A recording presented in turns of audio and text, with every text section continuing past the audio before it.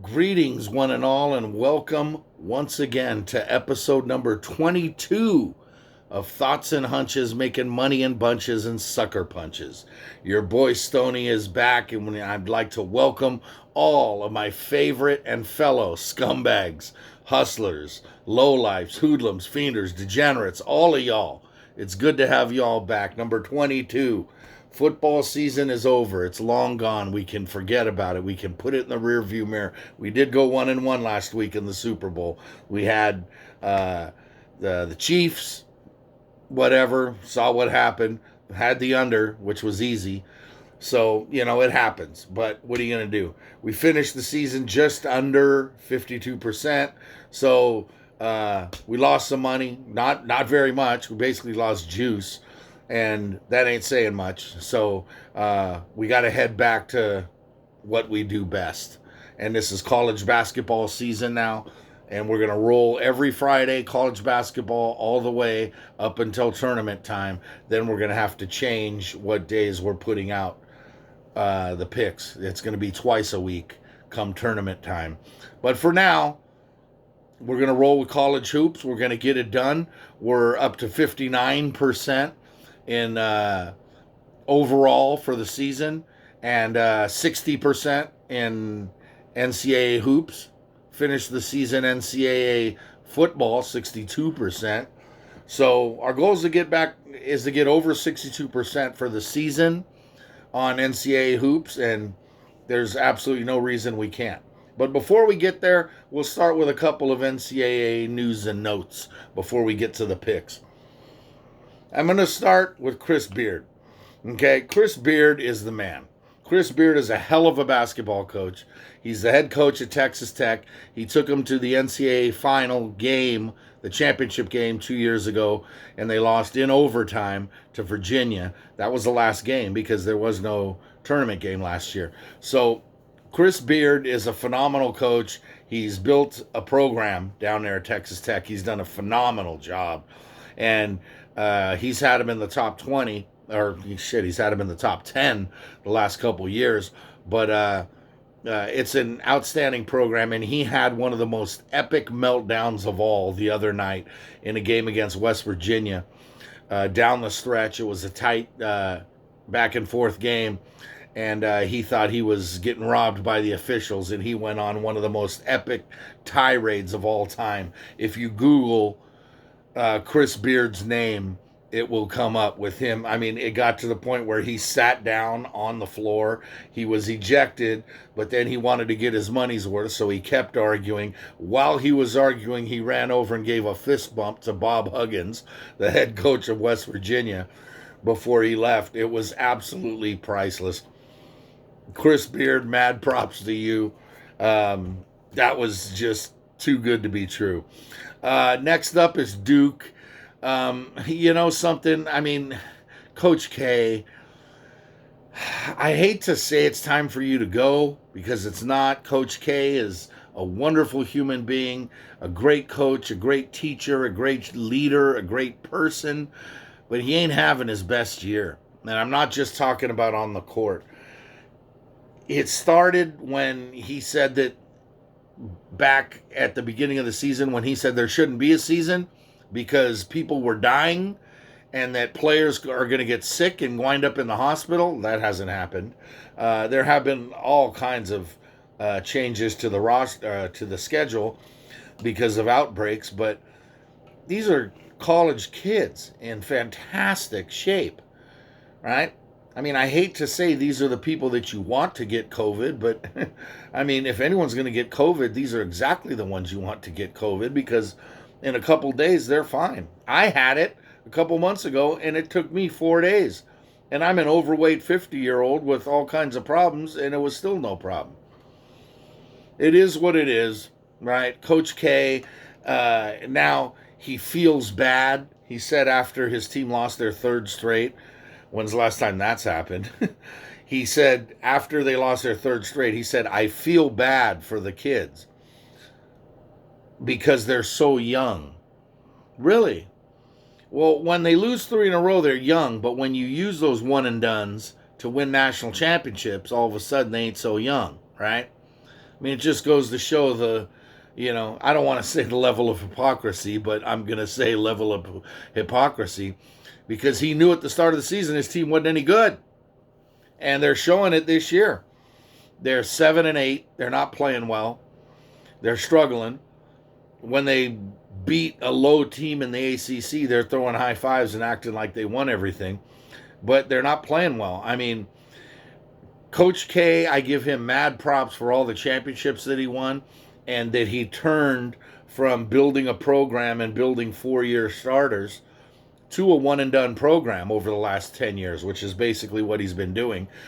All the McDonald's All-Americans and 5-star recruits that he gets, they all go to him. He doesn't have to go to them anymore. They all come right to him, because Duke is Duke, and they're on TV more than Leave It to Beaver reruns. Check out that quote.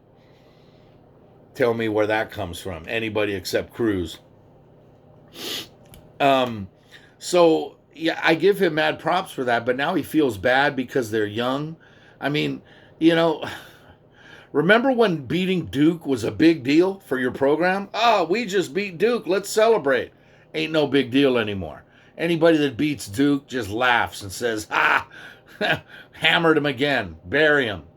I'm not saying they're done or this is the beginning of the end of the program. That's way too early. I don't dole out hot takes like that. But, I mean, come on. Really? Come on, Coach K. You're better than that.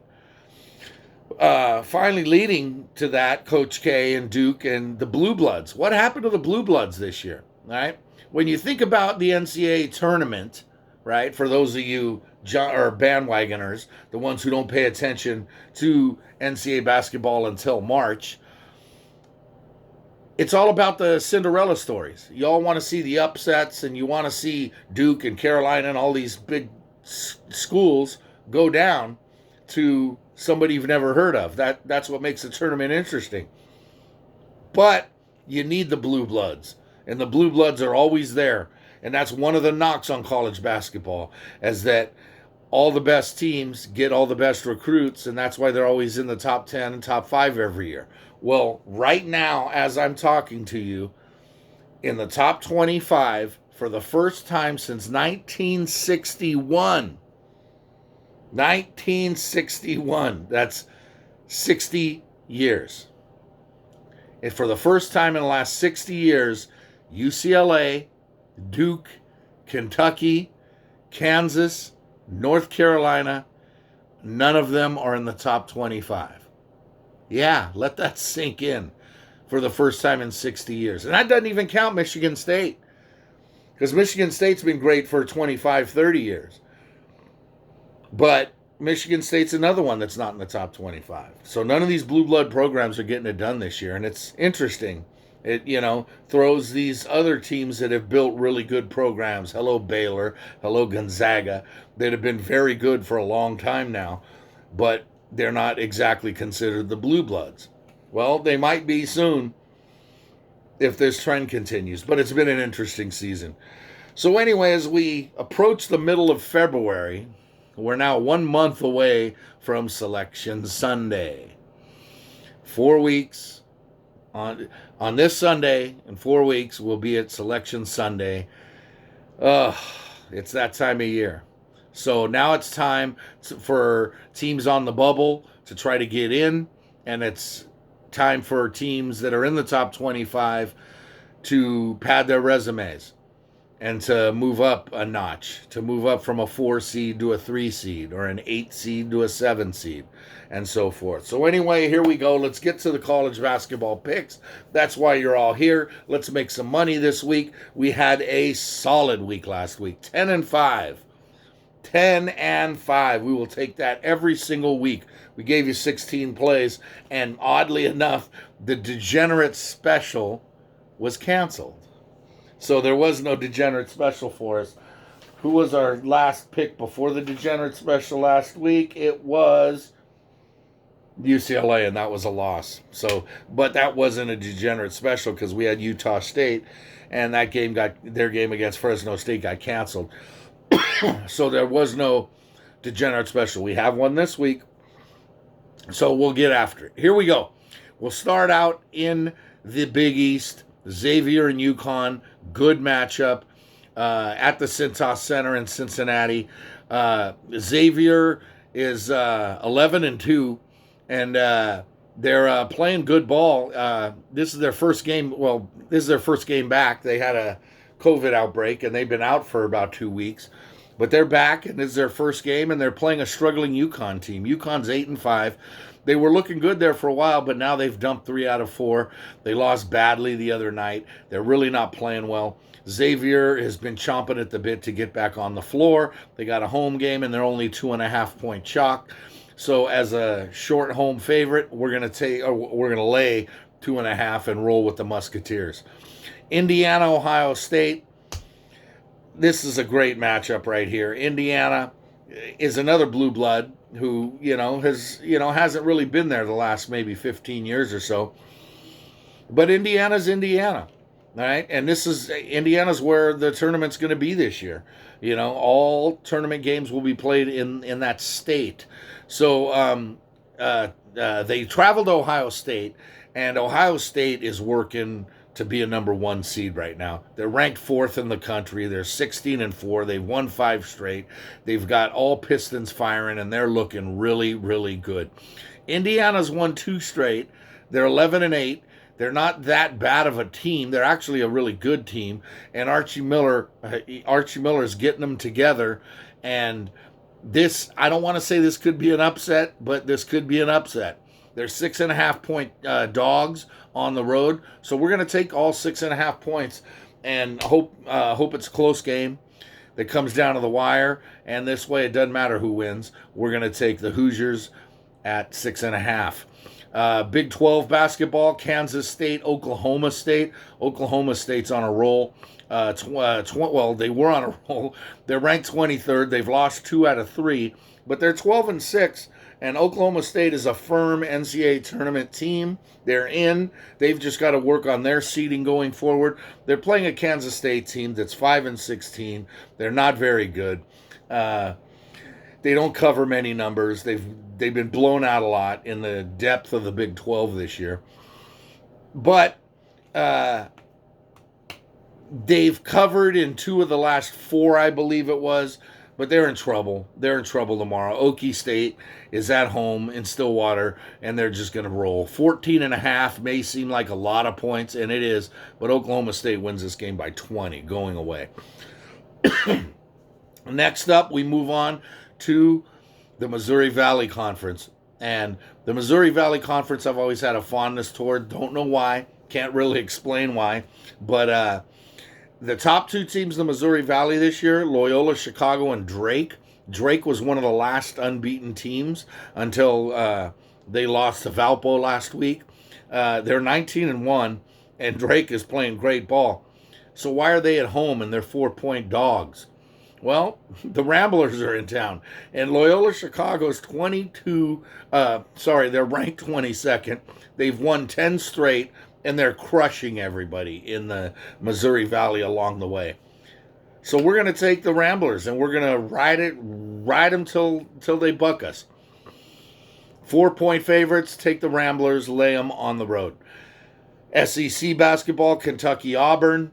2 teams. Auburn is really going to have to pick it up if they want to, or actually, no, they're out of the tournament this year, self-imposed.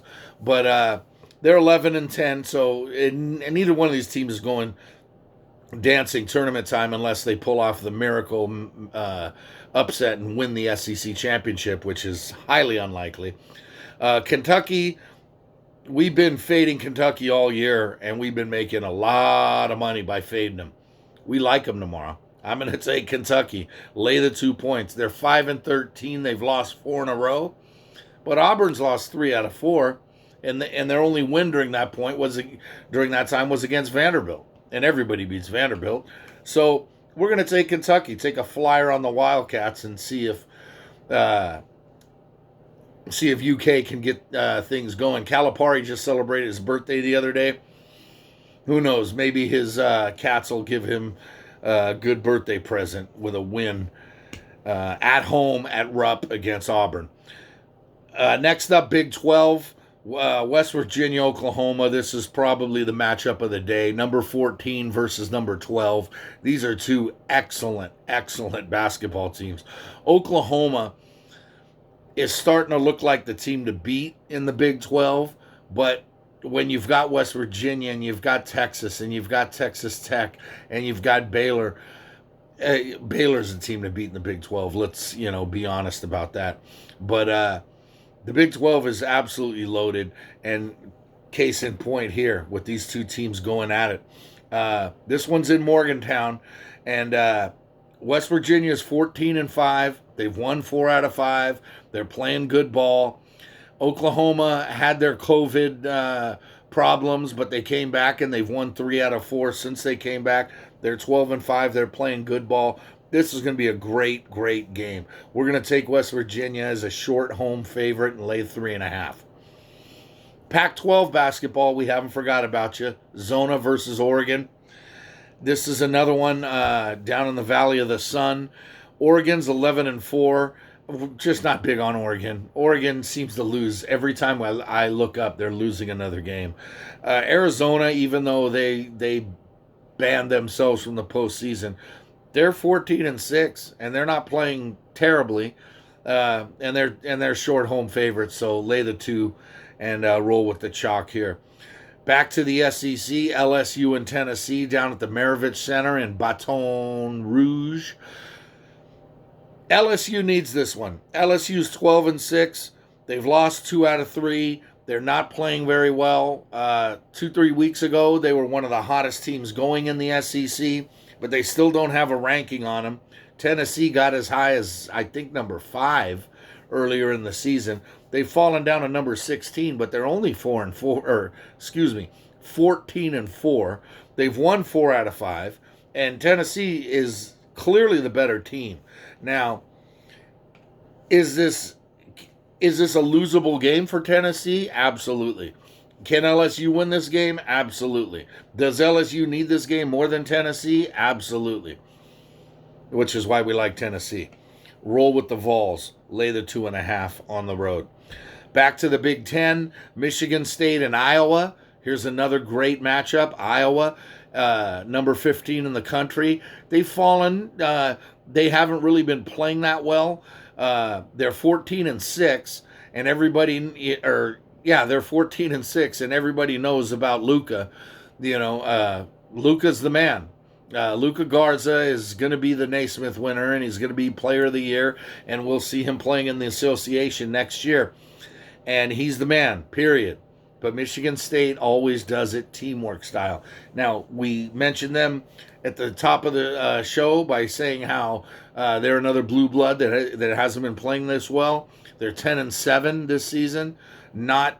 That's definitely not a team that we're used to seeing at Michigan State. But they've won 3 in a row, and they're starting to play better, and they know that this is the time of year. Tom Izzo is a goddamn wizard, and he always gets it done this time of year. So we're going to take Michigan State. We're going to take the 5.5. They're dogs at home in the Breslin Center, and we'll take all 5.5 of them. Hopefully it's another close game. Excuse me. The Big 12, I hear you. Coming right back to you. Give me a quick second here.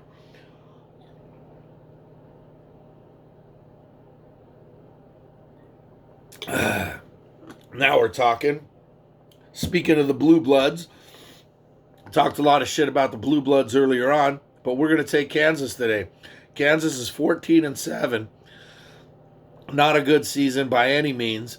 We're just used to seeing Rock Chalk Jayhawk in the top 5 every year. Forget about the top 10 or the top 25. But things have been going their way. They have won 4 out of 5, and they're starting to get it going. They're playing Iowa State. Iowa State is 2-13, and they're 0 for 2021. They're 0-9 this year. They haven't won a game yet. I know they're at home, but Kansas is going to come in there and steamroll them. This one will get ugly early. Excuse me. having a time here. I'm going to put it on pause for a quick second. Okay, we're back. Sorry about that. Had a rough time there. Got a couple grains down the throat. Had to get rid of them. But they're gone. Anyway, Kansas minus 11.5. Take them at Iowa State and watch them roll. Next up, we go back to the SEC. Two good teams here. 10th ranked Missouri, who along with Alabama are looking like the top two teams in the SEC this year. Mizzou's 13-4, but they're 2-2 in their last four and haven't really played well. Arkansas comes in winners of 4 out of 5. They're 15-5. They're playing good ball, and all of a sudden they're a scary team. They're a short dog on the road. We'll take all 3 of the points and dance with the Hogs. Back to the ACC, North Carolina State and Duke. There's another rivalry, great rivalry here. Duke is Duke, 7-8, losers of 3 in a row. Like I said, right now, there's absolutely, I'm dying over here, but that's all right. Don't worry about it. Right now, nothing that Coach K is delivering is anything that I'm buying. Okay, that's the last. Hopefully that's the last one. Duke is struggling. NC State is not a bad team. NC State's 8-8. They may have lost 3 out of 4, and a month ago they were in a lot better position. If they're going to go dancing, they're really going to have to step it up. This has upset written all over it. They're in Raleigh. They're at home. NC State, short dog at home. Take the 3. Back to the Big East. Nova is back. Nova's back from their quarantine. They've won. They just played Creighton 2 weeks ago. They play them again. And they beat Creighton by 8 2 weeks ago in Philly. Now they're over in Omaha to take on the Blue Jays. Blue Jays are ranked 19th. They're 15-5. They're playing good ball, but Nova's the team to beat. Ranked number 5, and that's only because of their quarantine, and they had 1 loss when they came back. They had a bad loss to St. John's, but they've bounced back strong since then. And Nova is going to be one of the 4 number 1 seeds come tournament time, guaranteed. So Nova, this one's going to go a long way towards making that happen by beating a top 25 team on the road. Take Nova, lay the 3. Back to the ACC. Here's North Carolina versus Virginia. North Carolina is starting to get things going. They've won 3 out of 4, but they're still 12-6. They're not a very good team. Roy Williams is just at a loss, and as usual, his team's not playing any defense. Well, he's going up against the kings of defense, and he's going up against the defending champs in 9th-ranked Virginia. Virginia's 14-3. They've won 5 out of 6. But if you look back over the last 5 or 6 years, Virginia has absolutely owned North Carolina. And, this one looks like, it's 6.5 already.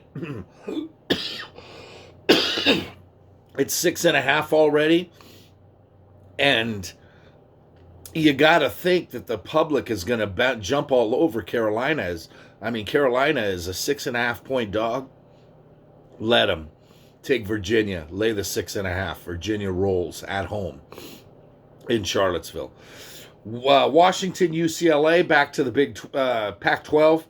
UCLA is in trouble. They're struggling. They've lost 2 in a row. They got beat up pretty good by Washington State the other night. They got hammered by USC where they didn't even score 50 points. They're missing 3 players, 2 starters. They're still 13-5 and a better team, which is why they're 9-point favorites here on the road up in Seattle. But Washington has lost 4 in a row. They're 3-15. They're a miserable team. But 9 points, UCLA doesn't cover that. UCLA wins, but they don't cover. Staying in the Pac-12, Colorado and Cal. Here's another mismatch. Cal has lost 7 in a row. They're 7-15. They're an absolute mess right now. Colorado's 11-point chalk, but they're 16-5. They've won 3 straight. And the Buffs right now are the best team in the Pac-12. Now I got the hiccups all of a sudden. So take the Buffaloes, lay the 11 at Cal in Berkeley. Buffs roll. Mountain West basketball, UNLV and Boise. Boise is running away with the Mountain West. Well, they're keeping up with San Diego State of the Mountain West right now. They're 15-4, but they've lost 3 out of 5, and they haven't played well lately. The Running Rebels are only 8-10. They're not going anywhere this year. They're NIT bound, and there probably won't even be an NIT tournament this year. But they've won 2 out of 3, and they're not that bad of a team, so we'll take 10 points on the road. Take the Running Rebels in Boise to cover that 10. Finally, the Degenerate Special, the last play of the week, Pac-12 matchup, Utah and Stanford. Stanford is 12-8, but they've lost 3 out of 4. They're not playing too well right now. Utah is 9-7. They're starting to get things going. They've won 3 in a row, and Larry Kristoviak has his team heading in the right direction. They're 5.5-point dogs going into Maples Pavilion as now Stanford can finally go back home and start playing again at home. No fans, of course, but at least they can play back home. California, their laws were just unbelievable. They had to play a lot of their games down in Santa Cruz during their I don't want to say lockdown, because they weren't locked down. They were able to play, but they had to go down to Santa Cruz to play. Anyway, Stanford's back home. They may win, but they don't cover. They got to win by 6 or more. Not going to happen. We're going to take Utah plus 5.5. There you go. That's 18 plays. 2, 4, 6, 8, 10, 12, 14, 16. Yeah, 18 plays. So, 10-8's a winner. 11-7 is solid. 12-6 is what we seek. Let's hit them hard this week, because certain people have been calling me, telling me, hey, I bet a lot of money on the Super Bowl. I usually bet $20 a game, but I bet $500 on Tampa Bay in the Super Bowl, and I won because you always say, if you want to win big, you got to bet big. Well, yeah, that's what some people are doing. Anyway, 12-6 will get us there. That's what we seek. Finally, shout-outs for the week. This shirt right here, Purple Hippies for Peace. My brother Bobby T, back in the Bay Area. I give my family, I don't want to say I give them the business because some of them deserve it, but I love my family, and I love going back home to visit my family. But I miss my Purple family back home. The Bay Area Prince sickness that runs in all of our minds back there. We call ourselves Purple Funk SF. And my Purple brothers and sisters have been there for me for 30 years plus. God, they literally are brothers and sisters. It all starts with Bobby T. Bobby T is like a Bay Area celebrity, and he definitely is in the Prince circles. But even outside of the Prince circles, Bobby T is the man. He's just he's just a light in everyone's eyes, and nobody is ever in a miserable mood when Bobby's around, because Bobby is the man. Mad love for you, Haralabo Adelfomu, Sagapo Parapoli. You are the man. Thank you for the shirt. To the rest of my Purple brothers and sisters, Jesus. Gigi, Tamir, Maxie, oh God, Housequake Martinez, Barbie, Jaime, Becca, everybody. The list goes on and on and on. I could go on and on for days and ends about each one of these people and how awesome they are and what they mean to me. Every time I put on a Prince song, I just go back home. So mad love, mad props to my Purple brothers and sisters. I love you all. To the rest of all my fine scholars and athletes and wonderful wrong. No, that's obviously the wrong podcast. Scumbags, fienders, hustlers, degenerates, hoodlums, all you guys. let's hit them. Let's hit them. This is our week. This is when we go big. Numbers will probably be down because some of you just tune in for football, but this is time to make money right now. Football season's over with. All that money lost that you guys had throughout the season, including myself, it's all over and done with. It's time to raise the stakes and go big because there's money on the streets that can't be ignored. If you're going to win big, you got to bet big. And finally, good luck to you.